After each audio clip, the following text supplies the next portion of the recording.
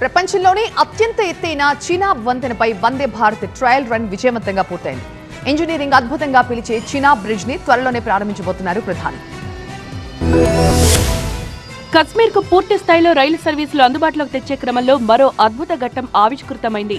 ప్రపంచంలోనే అత్యంత ఎత్తైన రైల్వే వంతెనగా పేరొందిన చినాబ్ బ్రిడ్జ్ పై వందే భారత్ పరుగులు పెట్టింది. పూర్తి స్థాయి సర్వీసులు ప్రారంభించే ముందు రైల్వే శాఖ నిర్వహించిన ట్రయల్ రన్ సూపర్ సక్సెస్ అయింది. శ్రీ మాతా వైష్ణోదేవి ఖాత్రా స్టేషన్ నుంచి బయలుదేరిన వందే భారత్ చినాబ్ వంతెన పైన అంజేఖండ్ బ్రిడ్జ్ మీదుగా శ్రీనగర్ కు చేరింది. ఇక జమ్మూలో రైలు కాసేపు ఆగడంతో జనాలు పెద్ద ఎత్తున రైల్వే స్టేషన్ కు వచ్చి చప్పట్లు కొడుతూ ఈలలు వేస్తూ స్వాగతం పలికారు.